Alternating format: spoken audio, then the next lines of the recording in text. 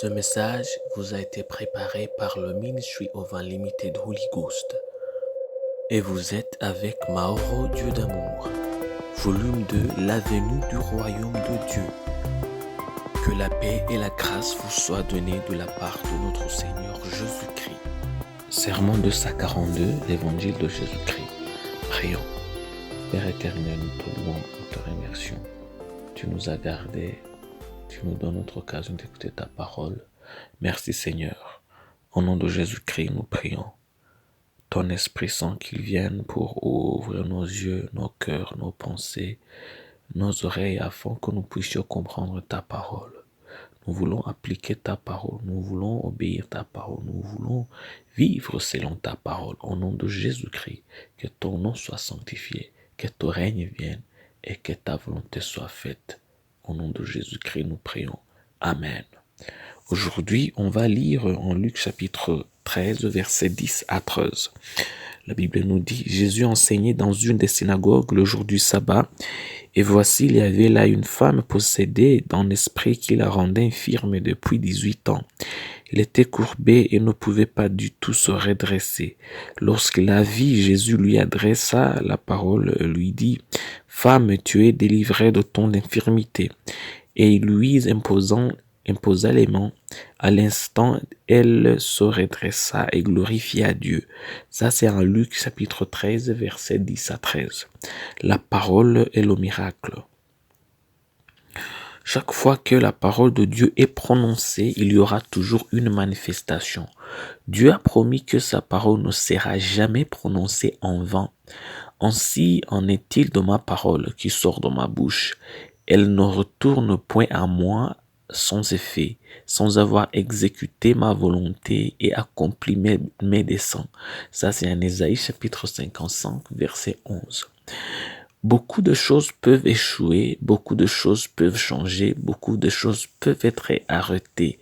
Mais la parole de Dieu n'est pas l'une d'entre elles. La parole de Dieu atteindra toujours la cible. Alors comment se fait-il que Jésus lui a dit qu'elle était guérie de son infirmité, mais qu'elle n'a été guérie que lorsqu'il a touché? Pourquoi? Il y a deux raisons.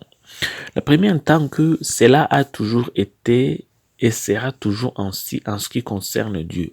La parole de Dieu précède toujours l'œuvre de Dieu. La parole de Dieu précède l'acte de Dieu.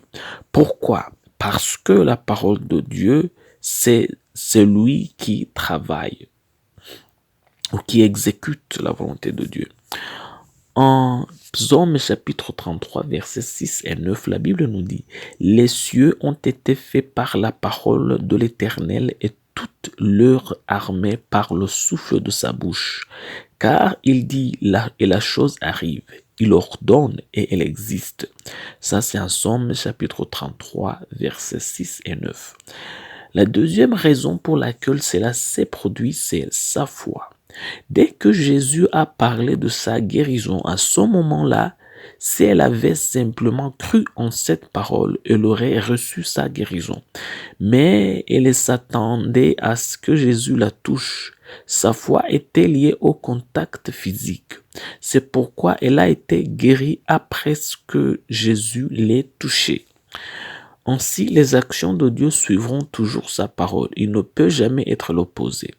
Mais aussi, dès que vous attendez la parole de Dieu, ayez la foi en la parole. Votre foi peut retarder votre promesse, mais votre foi dans la parole seule vous apportera bientôt votre promesse. Alors, ayez la foi dans la parole de Dieu. Prions. Père éternel, nous te remercions. Tu viens de nous apprendre ta parole, tu viens de nous enseigner. Au nom de Jésus-Christ, nous prions. Nous te demandons, ô Père céleste, de nous accorder une foi inébranlable, afin que nous puissions toujours recevoir les promesses tes promesses au plus rapidement possible.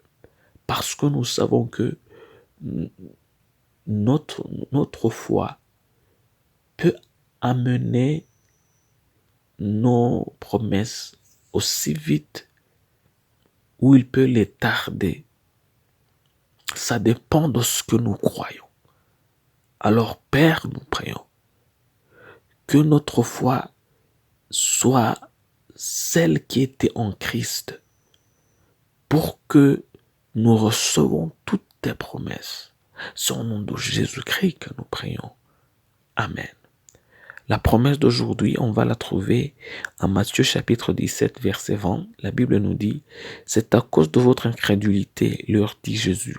Je vous le dis en vérité, si vous aviez de la foi comme un grain de sénévé, vous diriez à cette montagne, transporte-toi d'ici là, et elle se transporterait. Rien ne vous serait impossible. » Ça, c'est à Matthieu chapitre 17, verset 20. Que Dieu vous bénisse d'être avec nous. Que Dieu vous bénisse d'écouter sa parole. Je prie pour vous qu'il vous donne la force d'appliquer sa parole. Je prie pour vous qu'il vous remplisse de son Esprit Saint, de l'amour et de l'humilité. Je prie pour vous que l'amour de Dieu reste avec vous dans tout ce que vous faites. Au nom de Jésus-Christ, que votre mentalité soit transformée en l'image du Christ. C'est au nom de Jésus-Christ que je prie pour vous. Que Dieu vous bénisse. Amen. Soyez un partenaire de Dieu. Suivez et recommandez notre page Facebook et notre chaîne YouTube.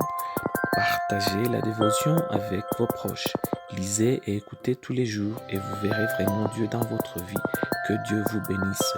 Vous pouvez trouver les links dans la description du vidéo en dessous.